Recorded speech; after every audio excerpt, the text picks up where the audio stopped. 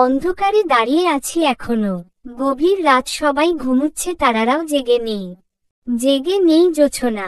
তখনও ভাবনায় হাবুডুবু খাচ্ছি আমি।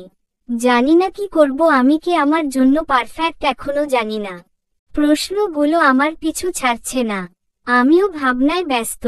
অন্ধকার আকাশে তাকিয়ে আছি, বড্ড বেশি মিস করছি রাতের আকাশের তারার মেলা। মিস করছি আমি ওই জোছনার আলো। মিস করছি আমি খুব অনামিকার সাথে কাটানো মুহূর্তগুলো। ভাবতে ভাবতে কখন যে 2টা বেজে গিয়েছে সেদিকে আমার খেয়াল নেই। ব্যালকনিতে আর রইলাম না, চলে গেলাম রুমে। ঘুমানোর চেষ্টা করছি, তবে ঘুম আসছে না। যদিও অনামিকার জন্য আমার মায়া হয়, তবে রিয়াকে ঠকানোটা কি উচিত হবে? অনামিকার অবহেলার জন্যই তো রিয়ার সাথে আমার সম্পর্কে জড়াতে হলো। রিয়াকে আমার ভালো লাগে না, ভালো লাগে রিয়ার রূপ। আর অনামিকার রূপ না থাকলেও অনামিকার মনটা খুব ভালো। অনামিকার চেহারার দিকে তাকালে অনেক মায়া লাগে। আমি অনামিকার চোখে দেখতে ভালোবাসা, অনামিকার চোখে দেখতে পাই বিশ্বাস। দেখতে পাই আমি অনামিকার চোখে বেঁচে থাকার কারণ। তবে একটা কালো মেয়ের সাথে কি সারা জীবন থাকা সম্ভব? বর্তমানে সবাই সুন্দরী মেয়ে দেখে বিয়ে করে, সেখানে আমার হবে কিনা কালো? ভাবতেই কষ্ট লাগে। তবে আমি অনামিকাকে ভুলতে পারি না। অনামিকা 3টা মাস আমায় কাঁদিয়েছে। আমি কি ভুলে যাব সেসব? না, কখনোই না। নির্ঘুম রাতে আমি এসব ভেবে চলেছি। শেষবার যখন ঘড়ি দেখেছিলাম তখন রাত্রি 4টা বাজে। কখন যে ঘুমিয়ে গিয়েছি খেয়াল নেই। ঘুম থেকে উঠেই দেখি বেলা 2টা বাজে। ফ্রেশ হয়ে খেয়ে বিকেল বেলা ঘুরতে বের হলাম। সারাদিন রিয়া একটি বারও ফোন করেনি। সত্যি বলতে আমার ভাগ্যটাই খারাপ। ভালোবাসার বিনিময়ে শুধু অবহেলাই আমার প্রাপ্য। আর অপেক্ষা করতে পারলাম না। রিয়াকে ফোন করলাম, রিয়ার ফোন ওয়েটিং। বিকেল থেকে সন্ধ্যা অবধি চেষ্টা করলাম, কোন লাভ হলো না। সন্ধ্যা বেলা মন ভরা দুঃখ নিয়ে বাসায় ফিরলাম আমি। আজ পড়তে বসলাম না। মনটাই যেখানে ভালো না, সেখানে কিসের পড়াশোনা? বাসার সবাই নিজ নিজ কাজে ব্যস্ত, আমি রুমে এসে শুয়ে পড়লাম। রাত 10টার দিকে আম্মু রাতের খাবার খাওয়ার জন্য ডাকলেন। রাতের খাবার খেয়ে ব্যালকনিতে চলে গেলাম। চারদিকে অন্ধকার, আমার এক হাতে সিগারেট, অন্য হাতে মোবাইল। সিগারেট টানছি আর রিয়াকে ফোন করছি। রিয়ার ফোন এখনো ওয়েটিং। রাত 12টা অবধি ফোন করলাম, শুধু ওয়েটিং। আমি একটার পর একটা সিগারেট জ্বালাইয়ে টানছি। এভাবে কেটে গেল একটি সপ্তাহ। রিয়ার দেখা নেই, ফোনেও পাওয়া যায় না রিয়াকে। এদিকে সেদিনের পর অনামিকা আমাকে আর একটি বারও ফোন করেনি। আবারও খুব একা হয়ে গেলাম। হাতে সিগারেট ছাড়া কাউকে পাশে পাই না। সিগারেট জানে শুধু আমার মন খারাপের কারণ।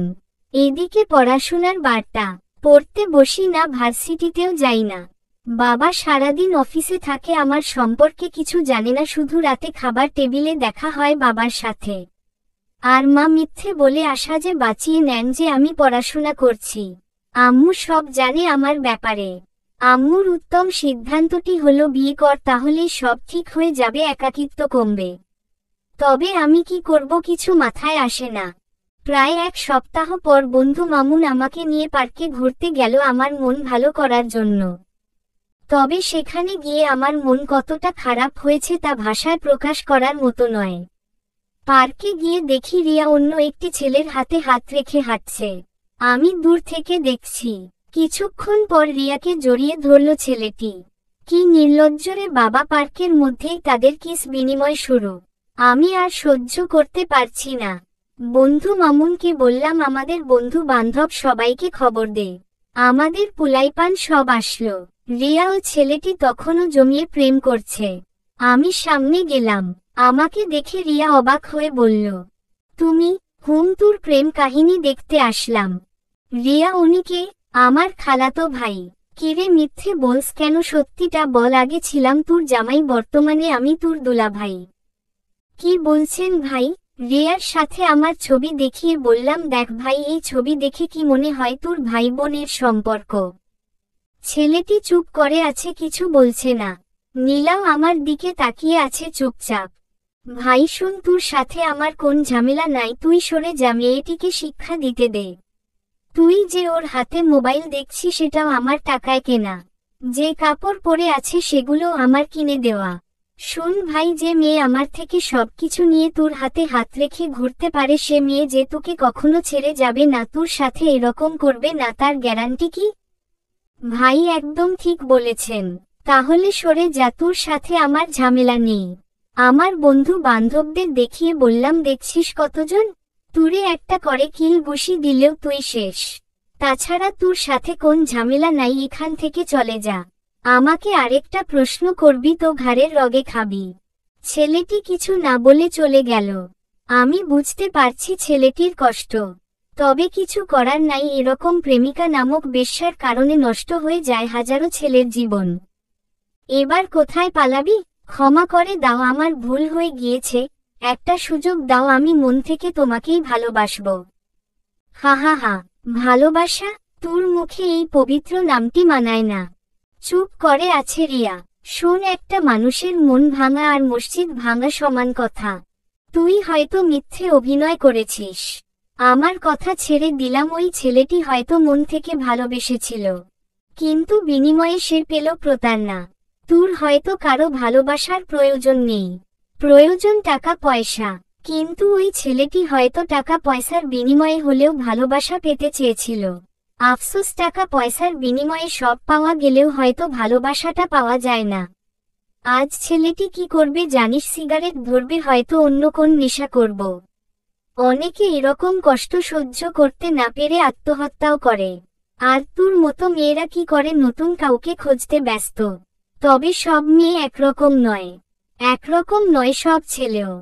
আচ্ছা, একটা বার ভেবে দেখতো, আজ তুই যদি ছেলে থাকতি আর ছেলেটি যদি মেয়ে হতো, আর এরকম ঘটনা ঘটলে তোর কেমন লাগতো? মনে কর, তোর হাত খরচের টাকা বাঁচিয়ে প্রিয়জনকে কিছু গিফট করলি, নয়তো বা ফোনে কথা বললি, আর বিনিময়ে উপহার হিসেবে পেলি প্রতারণা। কেমন লাগবে তোর? মনে কর, কাউকে ভালোবাসলি মন থেকে, সে তোকে নিয়ে বিছানায় গেল, তারপর তার ইচ্ছা পূরণ করার পর তোকে ছেড়ে দিল, কেমন লাগবে তোর? ঠিক সেরকম ভাবে তোর জন্য ছেলেটিরও সেরকম লাগছে। তোদের মতো মানুষদের জন্য, সে হোক ছেলে অথবা মেয়ে, ভালোবাসার উপর মানুষ বিশ্বাস হারিয়ে ফেলেছে। তোদের মতো মেয়ের জন্য কিছু ছেলে নেশাখোর হয়। তোদের মতো মেয়েদের জন্য ক্লাসের সেরা ছাত্রটিও একসময় বখাটে হয়ে যায়। শুন, ভালোবাসা সেটা নয় যার জন্য কারো জীবন নষ্ট হয়। ভালোবাসা সেটা যার জন্য কারো নষ্ট, আগোছালো জীবন গোছালো হয়, তাকেই ভালোবাসা বলা হয়। কথাগুলো বলে চলে আসলাম। রিয়া আমার দিকে তাকিয়ে আছে, আমি আর পিছন ফিরে তাকালাম না। বাসায় ফিরতেই আম্মু আমার মুখ দেখেই বুঝে গেলেন কিছু একটা হয়েছে। আমাকে জিজ্ঞেস করলেন, আমি কোন জবাব দিলাম না। বারান্দায় চলে গেলাম। খুব খালি খালি লাগছে। তাকিয়ে আছি অনামিকাদের বারান্দার দিকে, কিন্তু অনামিকার দেখা নেই। আমি তবুও অনামিকাকে দেখার আশায় তাকিয়ে আছি। চলবে।